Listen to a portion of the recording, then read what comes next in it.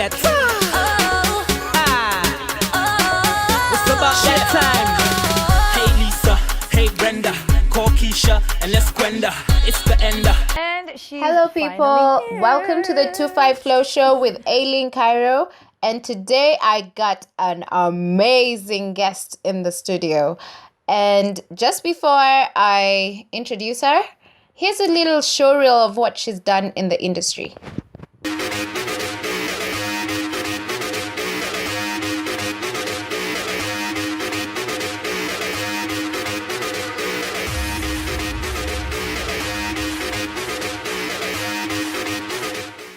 Hi Amina. Hi. How are you? I'm sorry because I kept you waiting, but I'm fine. How are you? I'm good.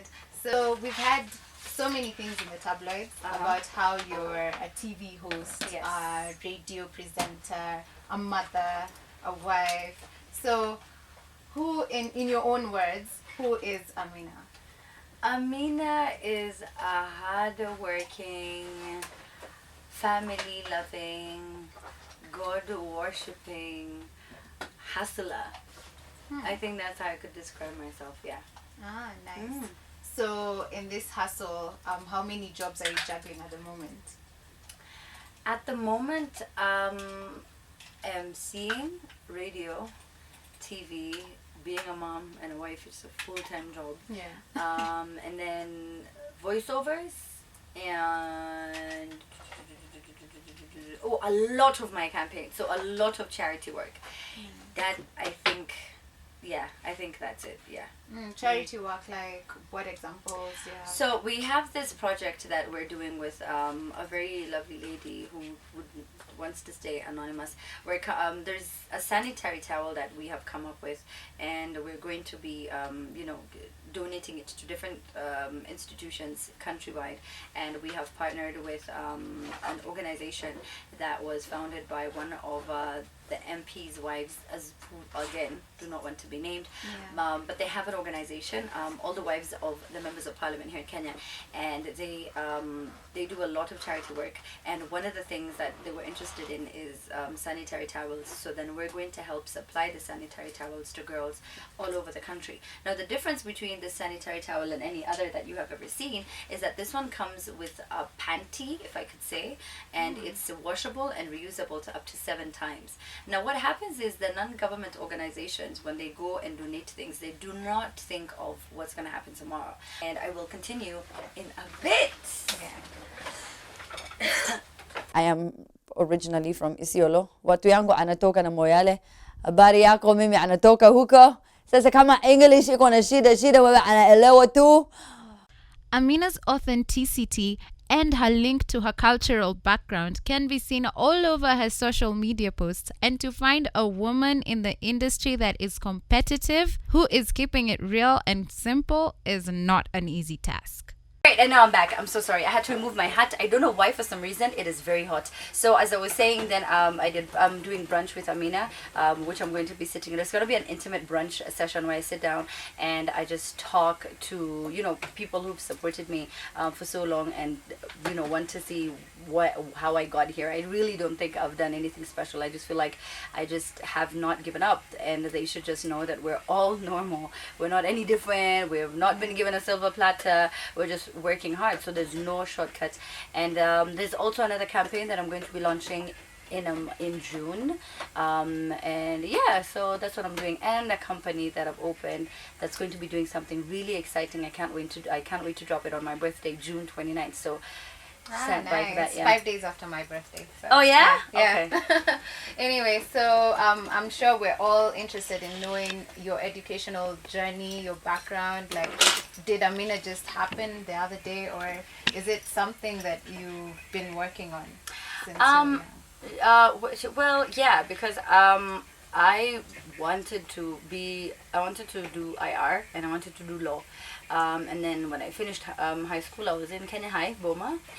Then I waited for a gap year before I joined uni, and then that's when I ended up doing radio as I waited. So that's what happened. And then I ended up now just doing journalism in school because I was like, well, I mean, I'm here, it's paying me kind of.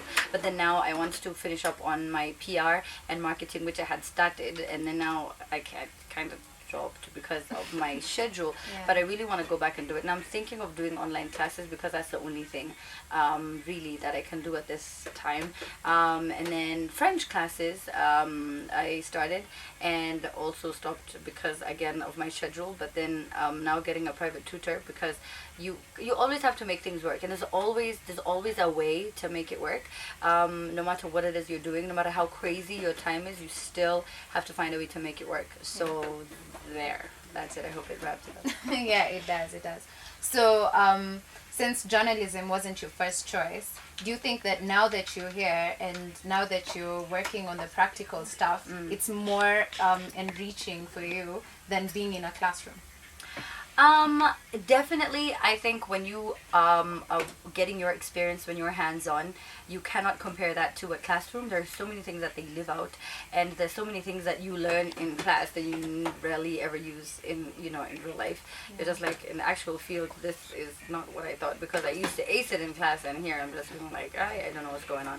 That's why you do you get your internship and you go and see how it's done, how the job is actually done.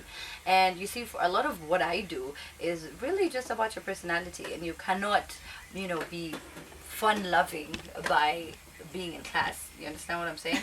So it just has to be you, Eileen. Like you have to just be fun loving, and then the others, now the skill, the handling the mics, the what, intonation, all that, it just comes in handy. So now you're in K24 Alfajiri. Yes. How is it? How is the transition? I wake up every day. When I wake up at like 4, I'm gonna like, God, do I need this job? I want to die right now. And then I wake up and then I go and I do it, and it's so fulfilling because I actually get to impact somebody's life. Last month we got to interview this young boy who we were doing a campaign about prisoner re-entry back into society. And this young boy had gone to juvie, and his parents never forgave him, and they excommunicated him. And then a head teacher was watching the show and called him and said, I'm going to enroll you in my school, and it just makes you rethink what you should be doing and the things that you should be trying out, how you can impact somebody's life, and not just feel like you need to do this grand gesture. It just needs to be a small step. And then I interviewed right after him, I interviewed a young boy called Luca. He's 12 years old. He knows like 5 languages. He plays so many different instruments, and he has his own foundation that he started for I think he was Youth Against Poaching or something, and he started it I think when he was 9.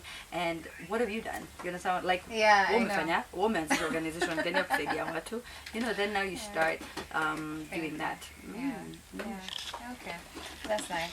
So now that we're talking about impacting lives, when you were young, did you have a role model you looked up to, or do you still look up to someone? I really, really admired Caroline Mutoko. I still do till today. But then I never really even knew what I wanted to do. I mean, I wanted to be a lawyer. So I never looked at anyone in media until, again, much later when I joined the industry. So I didn't have a role model in that sense, work-wise. But I think we confuse a role model with people who are famous. And a role model is someone whose, I think, personality and character that you so respect that you would love to emulate every single thing they are and they do. And then the other thing is, a lot of people who seem like they're working through life and they've succeeded in a few things, have achieved 1 or 2 things, they never really have their shit together. They just seem like they do because they're really working hard, but they don't. So when someone asks you, do you know what you want to be? Do you know what you want to do? And who's your role model? And you don't know, it shouldn't stress you. It's fine. You'll figure it out as life goes. Just take it a day at a time and just do what you love, and it'll come. So as we wind up this interview, I'd like to ask you, since you've experienced this firsthand, if you'd go back in time, what would you actually change career-wise? Well, I wouldn't change anything. I think everything happened in God's timing, and everything just went on, I think, exactly the way it was supposed to go. Maybe I would have just wanted to have my son sooner. Do me! But other than that, I think I am very grateful. And everything happens. There's a hashtag called Godspeed, and it's at the speed that God wants. And I can't believe I'm the one saying this, because if you asked me this maybe a year ago, I'd have been like, oh girl, yes, what? I would have wanted it to happen earlier. And I would have changed it. I would have wanted to become, you know, this and that. But no, I feel like God has blessed me, and I'm grateful, and I didn't want to sound like I'm taking any of it for granted. So I am thankful, and no, the answer is no. I would just have it as it is. Calling all my girls, you should call your crew. Let's go and have some fun. You know how we do. DJ, turn it up on the ones and twos, so we can party till the break of dawn. Let's paint the town red, red, red. Let's paint the town red. So we didn't mention about your singing career. Yes. So why did you stop? Because it doesn't make money, and it consumes a lot of your time. And if you're going to invest all of your resources into something, I think it needs to be generating revenue, and it wasn't. So I was just like, I am not gonna do it, but I will do it for you, Eileen. Yeah. You're checking out 25